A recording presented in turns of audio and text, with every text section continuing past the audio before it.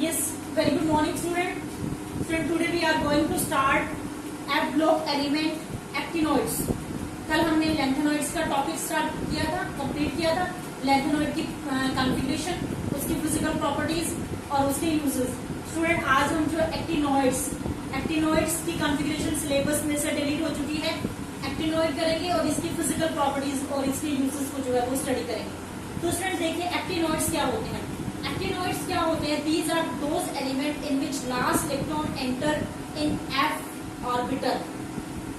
ठीक है, कौन से एलिमेंट होते हैं ये? These are those elements in which last electron enter in f5f orbital, जिसमें लास्ट इलेक्ट्रॉन किस में एंटर करता है? 5f ऑर्बिटल में जो है स्टूडेंट एंटर करता है, उसे हम क्या कहते हैं? एक्टिनॉइड्स कहते हैं. समझ में आ गया? तो स्टूडेंट, अब सबसे पहले हम यहाँ पर बात करेंगे इसकी physical properties.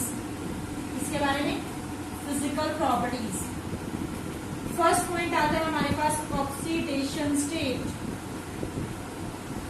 Oxidation state. Student, जो लैंथेनॉइड है वो भी एक्टिनॉइड जो है वो जनरली +3 ऑक्सीडेशन स्टेट को शो करते हैं.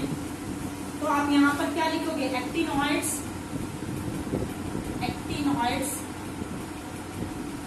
Generally show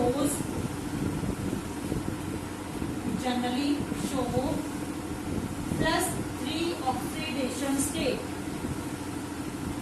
+3 oxidation state, but they also show +2, +4, +5, +6 and +7 oxidation state. ठीक है स्टूडेंट, कौन सी ऑक्सीडेशन स्टेट को शो करते हैं? But they also exhibit, you can write here exhibit also, they exhibit +2, +4, +5, +6 and +7 oxidation state. अब student, question ये arise होता है कि why actinoid show variable number of oxidation state. ये इतनी सारी ऑक्सीडेशन स्टेट शो करते हैं, +2, +4, +5, +6, +3, +7.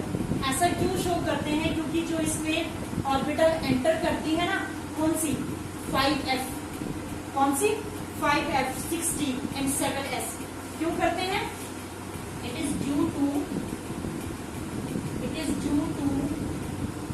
the comparable energies of 5f, 6d and 7s orbital.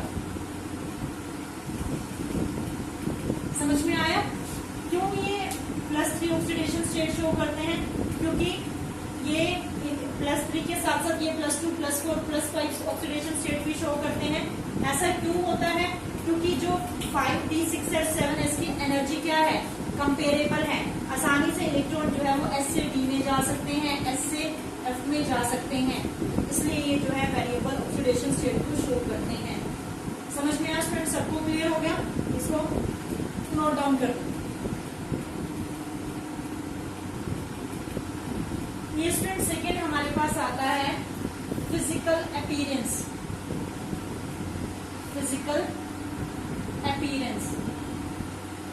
तो देखिए स्टूडेंट, जो एक्टिनॉइड्स होते हैं वो भी सिल्वरी जो है व्हाइट मेटल होते हैं. ठीक है, क्या होते हैं? सिल्वरी व्हाइट मेटल होते हैं. Actinoids are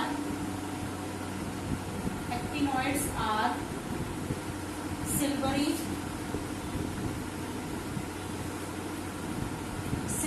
white metal. और जब इनको एक्सपोज किया जाता है, ठीक है, यानी कि जब ये एल्कली मेटल, जब इनके ऊपर अटैक होता है एल्कली मेटल का, तो ये जो है टर्निश्ड हो जाता है. ठीक है, तो आप क्या लिखेंगे? They get tarnished. ठीक है, क्या हो जाते हैं, टर्निश हो जाते हैं when exposed to alkali, when exposed to attack of alkalis. You can write here, when exposed to attack of alkalis. समझ में आया स्टूडेंट? एक्टिनोइड्स क्या होते हैं, सिल्वरी व्हाइट मेटल होते हैं, they get tarnished when exposed to attack of alkalis. सबको समझ में आया? थर्ड हमारे पास आता है डेंसिटी. आपको पता है कि एटॉमिक नंबर के इंक्रीज होने से डेंसिटी इंक्रीज होती है. With the increase in atomic number, with the increase in atomic number density increases. Atomic number के इंक्रीज होने से डेंसिटी क्या होती है, इंक्रीज होती है. लेकिन स्टूडेंट ध्यान रखेंगे, थोरियम और अमेरिशियम जो है उनको छोड़कर, accept thorium and americium,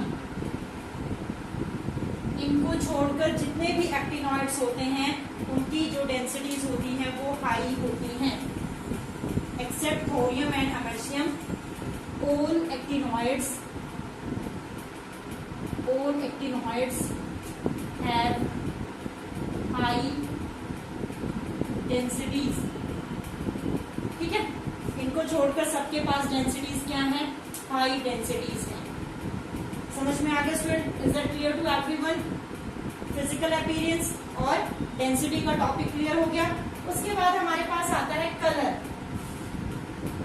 fourth part point आता है हमारे पास कलर. अब देखिए स्टूडेंट,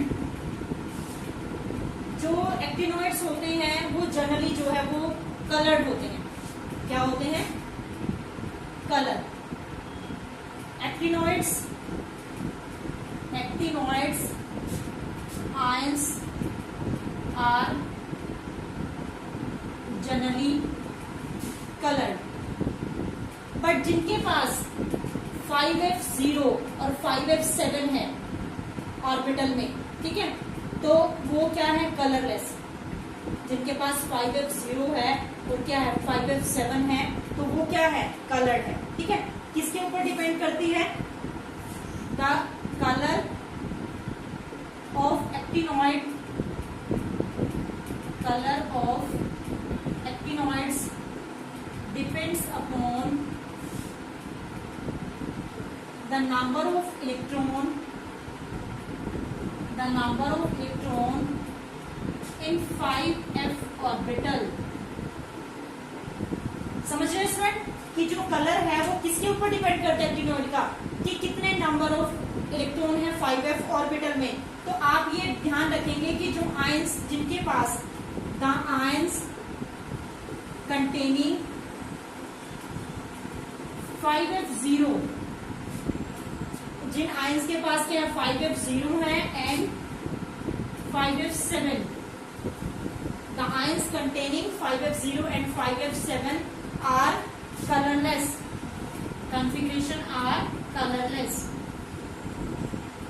configuration are colorless. समझ में आ स्टूडेंट? जिनके पास 5f0 और 5f7 है, कॉन्फ़िगरेशन है वो क्या है, जनरली कलरलेस है. ठीक है, समझ में आ गया? जिनके पास 2 to 6 इलेक्ट्रॉन है वो क्या है, कलर्ड है. Actinoid containing 2 to 6 electron. ठीक है, या you can write here while those containing 2 to 6 electron are colored. समझ में आ स्टूडेंट? कलर का टॉपिक क्लियर हुआ सबको? अब नेक्स्ट हमारे पास आता है आयोनाइजेशन एंथैल्पी. क्या आता है नेक्स्ट टॉपिक? Ionisation enthalpy.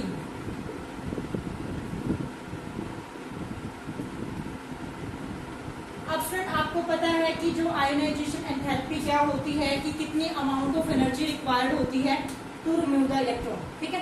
तो स्टूडेंट इनकी भी आयोनाइजेशन एंथैल्पी क्या होती है, लो होती है। तो आप क्या लिखेंगे, एक्टिनॉइड्स हैव लो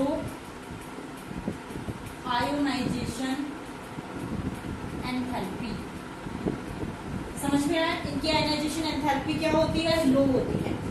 6 हमारे पास आता है इलेक्ट्रोपॉजिटिव कैरेक्टर, इलेक्ट्रोपॉजिटिव कैरेक्टर। अब फ्रेंड आपको पता है कि जिनके पास लो आयोनाइजेशन एंथैल्पी होती है वो हाईली जो है क्या होते हैं, इलेक्ट्रोपॉजिटिव इन कैरेक्टर होते हैं। तो स्टूडेंट यहाँ पर क्या लिखेंगे, actinoids, actinoids are highly electropositive, electropositive in nature due to low ionization enthalpy, due to low ionization enthalpy। समझ में आया स्टूडेंट, सबको क्लियर हुआ यहाँ तक, नोट डाउन कर लें।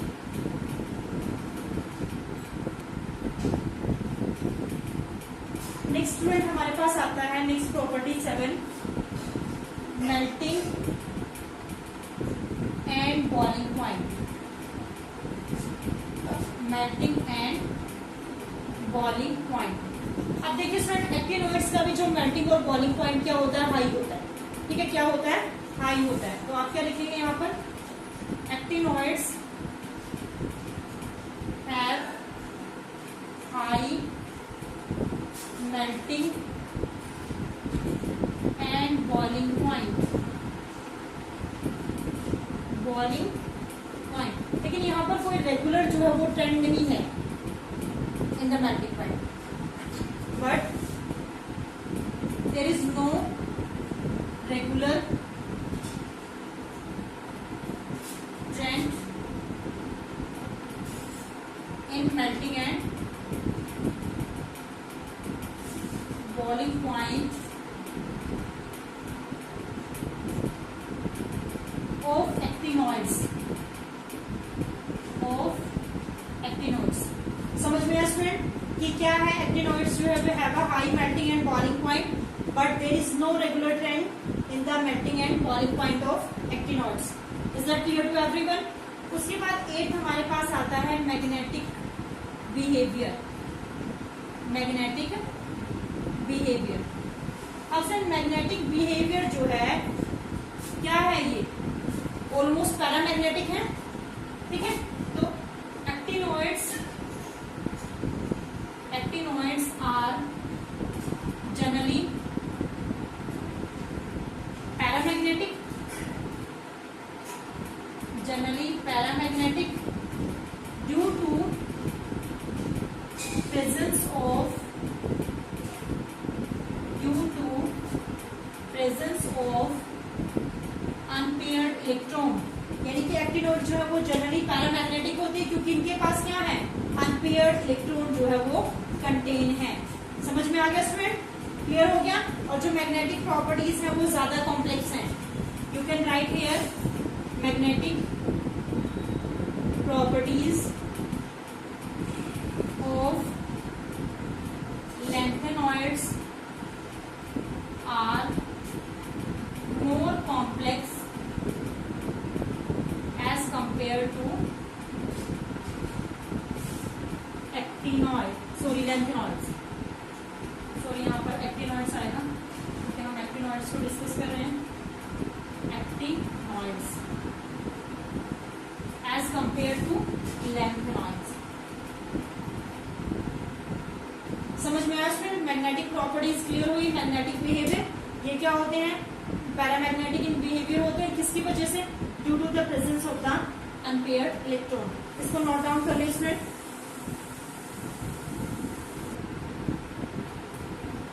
ये स्टूडेंट नेक्स्ट आती है हमारे पास radioactive nature, radioactive nature.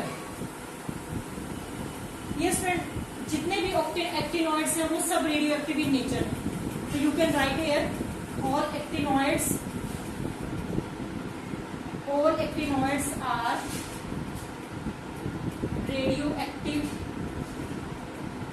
in nature, कि सारे के सारे जो एक्टिनोइड्स हैं वो क्या है, रेडियो एक्टिव इन नेचर है। नेक्स्ट हमारे पास आता है, इंपॉर्टेंट है, ठीक है, एटॉमिक एंड आयनिक रेडियाई, या you can say actinoid contraction, actinoid contraction. अब स्टूडेंट आपको पता है कि जब हम मूव करते हैं लेफ्ट टू राइट पीरियड्स में मूव करते हैं तो एटॉमिक साइज क्या होता है, डिक्रीज होता है। एटॉमिक साइज क्या होता है, डिक्रीज होता है। When we move across actinoid series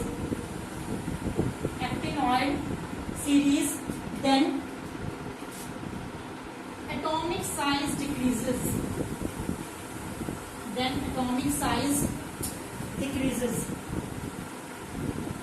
atomic size क्या होता है, डिक्रीज होता है, ठीक है। तो जो डिक्रीज इन साइज है, you can write here the steady decrease in size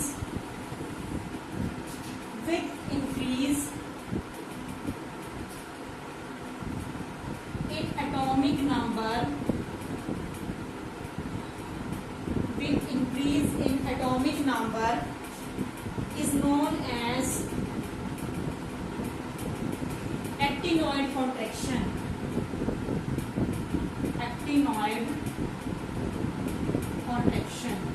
समझ में आया स्टूडेंट, कि जो साइज में डिक्रीज होता है with the increase in atomic number के बढ़ने से उसे हम क्या कहते हैं, एक्टिनोइड कॉन्ट्रैक्शन कहते हैं। अब स्टूडेंट कोज क्या होता है एक्टिनोइड कॉन्ट्रैक्शन का, क्या कोज होता है, यहां पर लिखेंगे आप,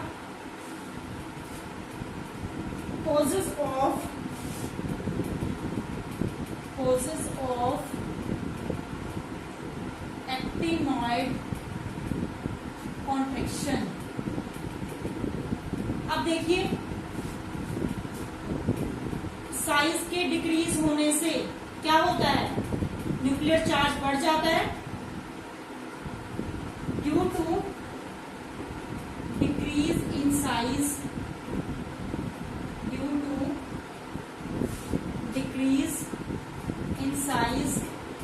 nuclear charge increases, the attraction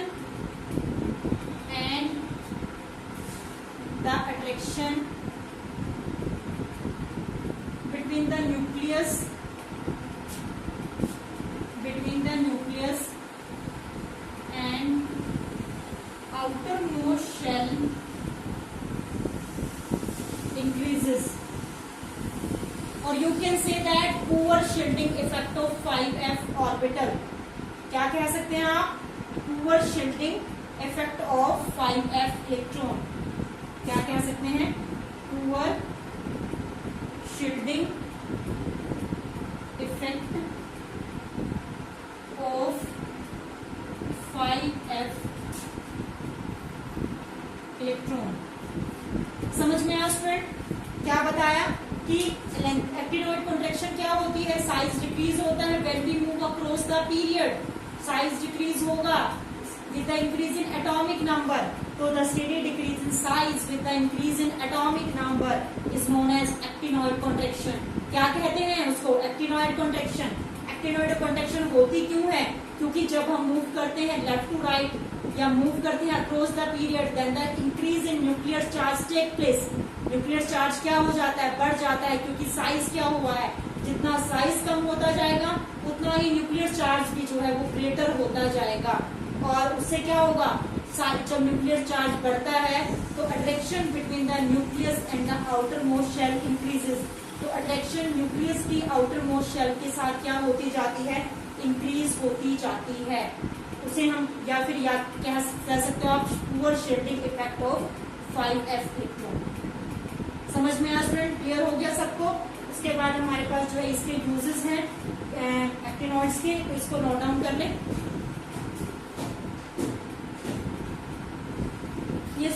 हमारे पास आता है यूजेस ऑफ एक्टिनॉइड्स। क्या आते हैं यूजेस ऑफ एक्टिनॉइड? तो स्टूडेंट हमारे पास एक थोरियम एलिमेंट है इसमें, ठीक है, जो किसमें यूज किया जाता है? न्यूक्लियर जो रिएक्टर्स होते हैं उसमें जो है यूज किया जाता है, ठीक है। थोरियम, सबसे पहले हम बात कर रहे हैं thorium is used in atomic reactor,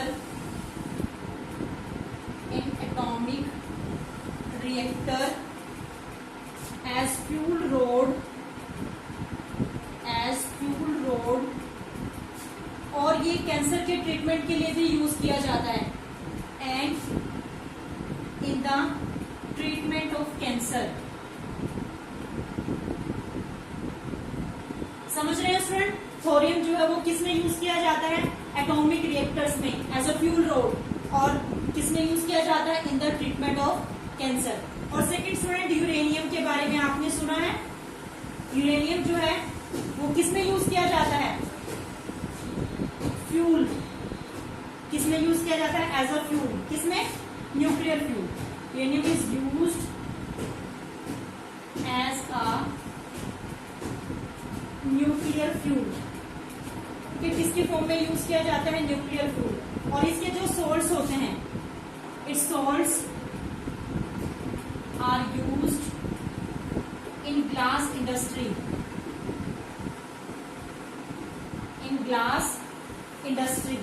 ठीक है। ग्लास इंडस्ट्री में यूज किए जाते हैं और टेक्सटाइल में। Glass industry, textile industry and also in medicine,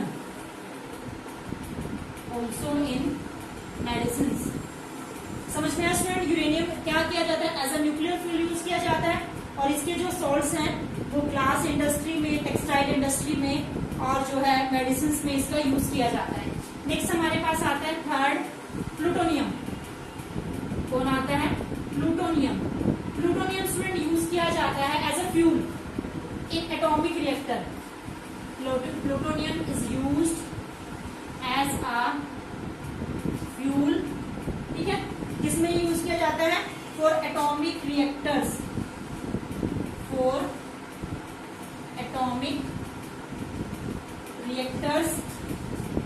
as well as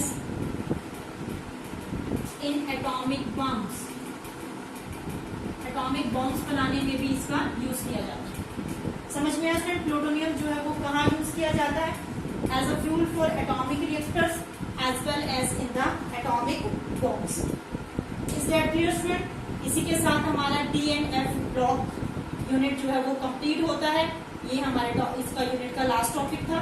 thank you and have a nice day. कल मिलते हैं नेक्स्ट यूनिट के साथ।